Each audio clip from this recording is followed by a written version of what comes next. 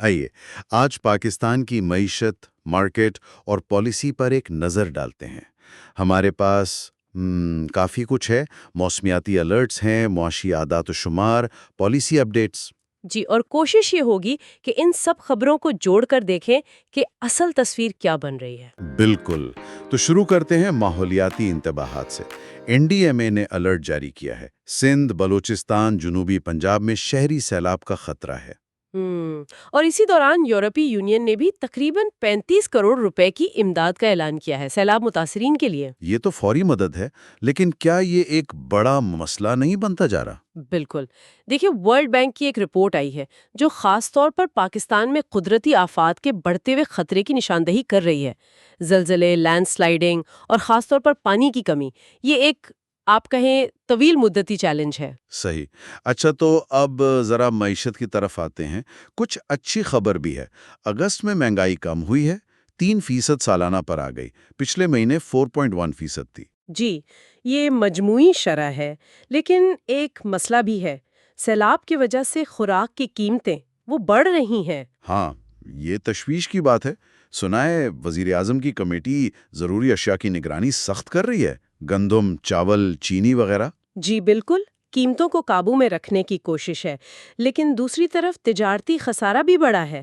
اگست میں $2.9 ارب تک پہنچ گیا۔ اوہ، یعنی درآمدات پھر زیادہ ہو گئیں۔ جی، اور یہ اس وقت ہو رہا ہے جب پاکستان ٹیکسٹائل کونسل کہہ رہی ہے کہ ہماری برآمدی مسابقت کم ہو رہی ہے، لاگت زیادہ ہے، ٹیکس کے مسائل ہیں۔ یہ تو پھر ایک چیلنج ہے، لیکن اسٹیٹ بینک کے گورنر تو کافی پرامید لگ رہے تھے۔ اگلے سال کے لیے شرح نمو کی پیش گوئی۔ جی، جمیل احمد صاحب نے کہا ہے کہ مالی سال 26 میں 3.25 سے 4.25% گروتھ ہو سکتی ہے۔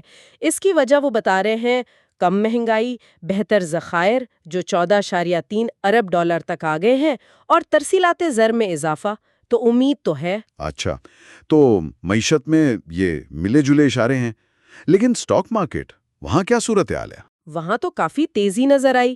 PSX انڈیکس 3.81% بڑھا، 1,54,277 پر بند ہوا۔ واہ، مطلب سرمایہ کاروں کا اعتماد بحال ہو رہا ہے۔ لگتا تو یہی ہے، معاشی بحالی کی امیدیں ہیں، اور کارپوریٹ سیکٹر سے بھی اچھی خبریں ہیں۔ سرلز فارما کو ایک اہم دوا ڈینوسومیب لانچ کرنے کی منظوری ملی ہے ڈریپ سے۔ اچھا، یہ کس چیز کی دوا ہے؟ یہ ہڈیوں کی کمزوری یعنی آسٹیوپوروسس اور کینسر کے علاج میں استعمال ہوتی ہے، تو مقامی مریضوں کے لیے یہ اہم ہے۔ زبردست۔ اور وہ ریٹ والی کیا خبر تھی؟ جی، امیج ریٹ، یہ پاکستان کا پہلا شریعہ compliant real estate investment trust ہے۔ یہ بھی PSX پر لسٹ ہونے جا رہا ہے۔ IPO سے 920 ملین روپے اکٹھا کرنے کا ہدف ہے۔ اوہ، یہ دلچسپ ہے۔ مطلب ریئل اسٹیٹ میں سرمایہ کاری کا ایک نیا منظم طریقہ، خاص طور پر شریعہ کمپلائنٹ سرمایہ کاروں کے لیے۔ بالکل، یہ ایک اہم پیش رفت ہے۔ ٹھیک ہے۔ اچھا، تو مارکیٹ تو مثبت ہے، لیکن پالیسی محاذ پر کیا چل رہا ہے؟ وہاں تو کافی کچھ ہوتا نظر آ رہا ہے۔ جی، کافی کچھ ہے۔ ایک تو اسٹیٹ بینک ورچوئل ایسیٹس یعنی کرپٹو وغیرہ کو ریگولیٹ کرنے اور اپنی ڈیجیٹل کرنسی CBDC لانے پر غور کر رہا ہے۔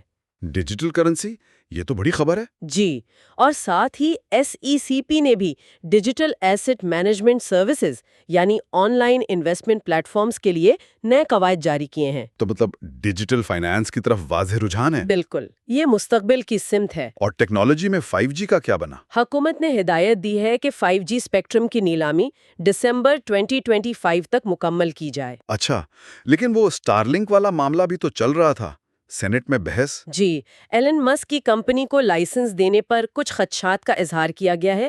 دیکھنا ہے اس کا کیا بنتا ہے۔ ٹیکنالوجی آتی ہے تو ریگولیٹری سوالات بھی اٹھتے ہیں۔ صحیح۔ اچھا، توانائی کے شعبے میں ADB کی فنڈنگ کی خبر ہے۔ جی، ایشین ڈیولپمنٹ بینک نے $130 ملین منظور کیے ہیں۔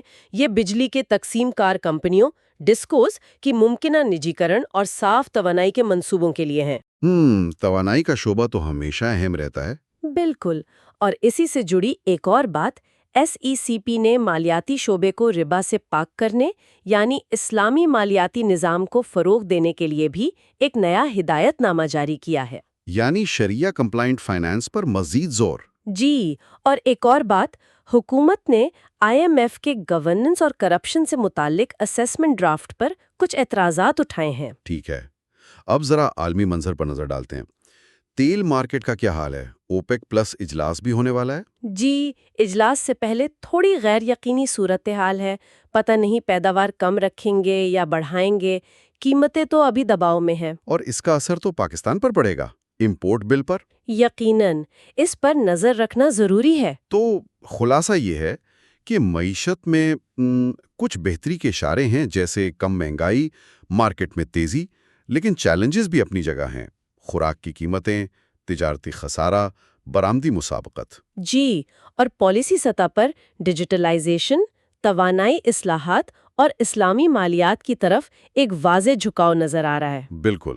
اور آخر میں ایک سوال جو سوچنے پر مجبور کرتا ہے، وہ یہ کہ یہ جو کوششیں ہو رہی ہیں، ڈیجیٹل اثاثوں کو اپنانا، شریعہ کمپلائنٹ نظام کو فروغ دینا، یہ روایتی معاشی دباؤ اور توانائی کے شعبے کی اصلاحات کے ساتھ مل کر مستقبل میں پاکستان کے معاشی منظرنامے کو کیسے بدلیں گی، یہ دیکھنا بہت دلچسپ ہوگا۔